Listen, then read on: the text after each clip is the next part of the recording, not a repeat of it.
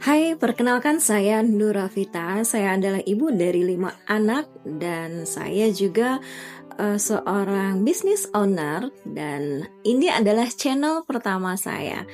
Jadi di channel ini saya ingin berbagi seputar masalah bisnis, keluarga, dan kehidupan. Di channel pertama ini, saya ingin sharing bagaimana awal mula kita memulai bisnis. Ada beberapa tips yang mungkin bisa teman-teman pelajari dari channel-channel saya berikutnya nanti.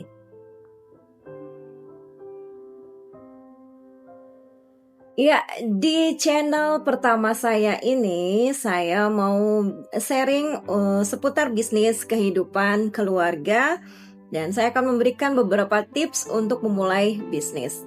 Tips yang pertama, tentukan tujuan yang jelas. Tips yang kedua, disiplin dan konsisten. Tips yang ketiga, upgrade diri, upgrade skill. Yang keempat, bangun jaringan. Yang kelima, jatuh bangun. Yang keenam, kita tetap berdoa dan tawakal pada Allah SWT. Saya akan jabarkan satu persatu dari keenam tips yang tadi saya sebutkan.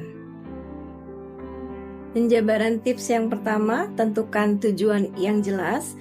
Tujuan bisnis ini ada 2 yang saya pelajari. Yang pertama adalah tujuan kualitatif dan yang kedua adalah tujuan kuantitatif.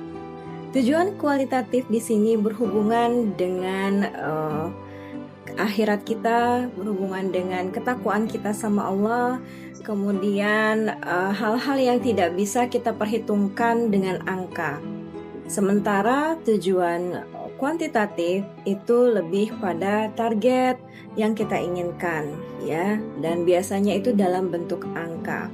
Contohnya, untuk kualitatif, misalnya kita ingin mendirikan rumah singgah, mendirikan pesantren, membangun masjid, atau memberangkatkan umroh orang tua, keluarga, atau karyawan kita.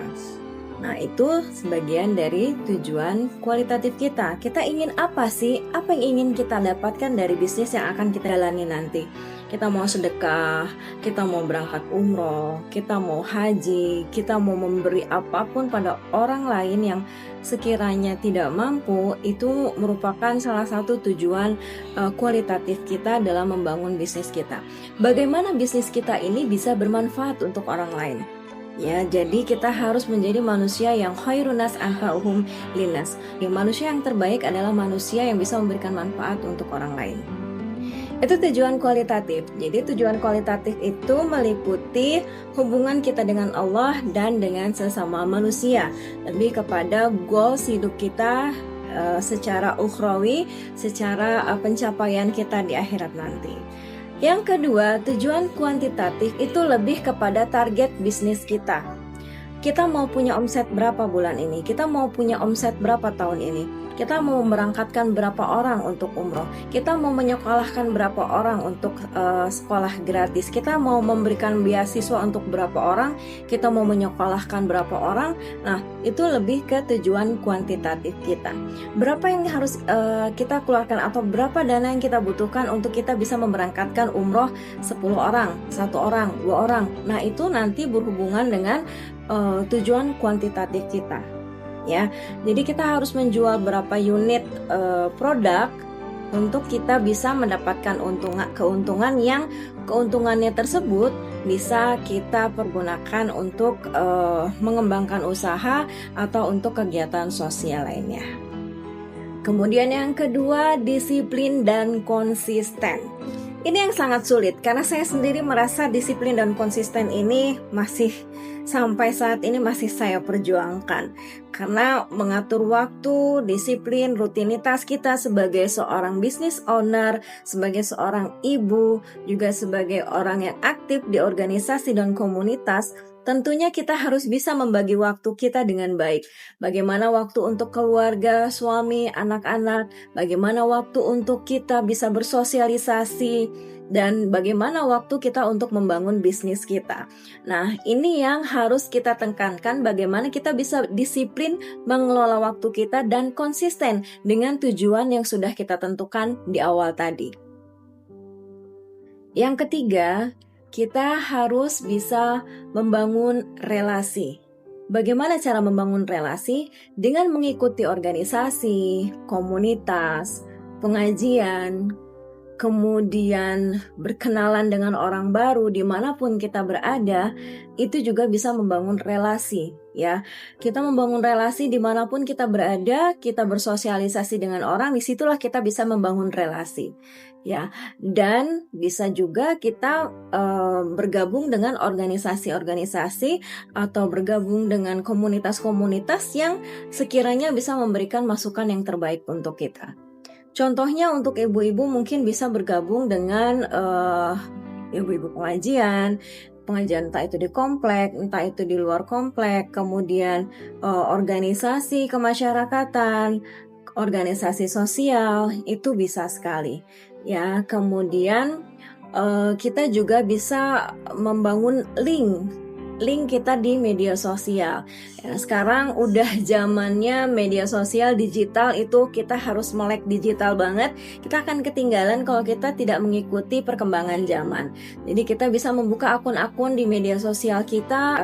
Semua media sosial, semua platform itu harus kita miliki, dan di situ kita bisa mengembangkan potensi yang kita miliki.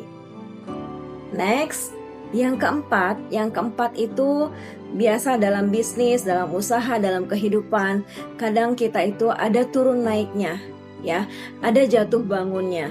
Nah, di situ kita harus mencoba untuk bisa bertahan, untuk kuat jatuh bangun dalam usaha kita. Kemudian, yang kelima, upgrade diri, upgrade skill. Bisa dengan membaca buku, bisa juga dengan belajar dari mentor-mentor, bisa mengikuti pelatihan-pelatihan bisnis atau pelatihan-pelatihan yang berhubungan dengan apapun kegiatan atau pekerjaan yang kita geluti saat ini. Dan kemudian kita juga harus punya jaringan.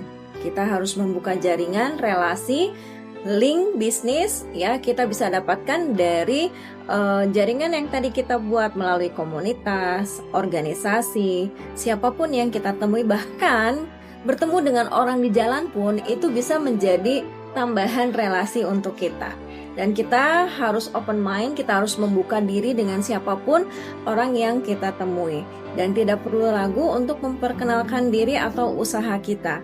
Dan siapa tahu dari semua orang yang kita temui dan kita ajak bicara, ada yang tertarik dengan usaha atau bisnis kita. Kemudian, jatuh bangun dalam bisnis itu biasa, ya. Bagaimana menyikapinya? Kita kembali lagi ke tujuan semula kita, ya.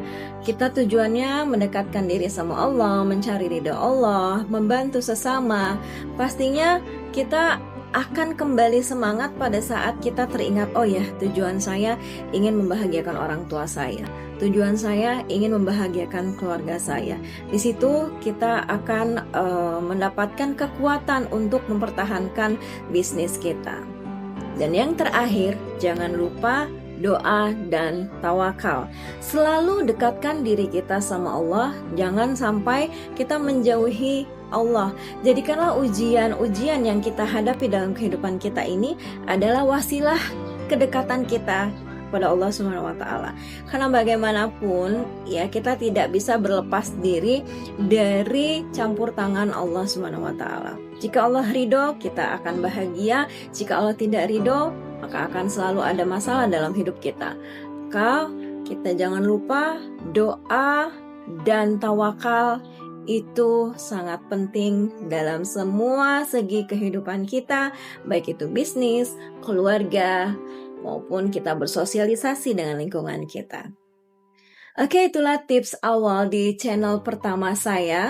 Jangan lupa subscribe, like, share, dan komen channel Nurvita. Makasih, sampai jumpa.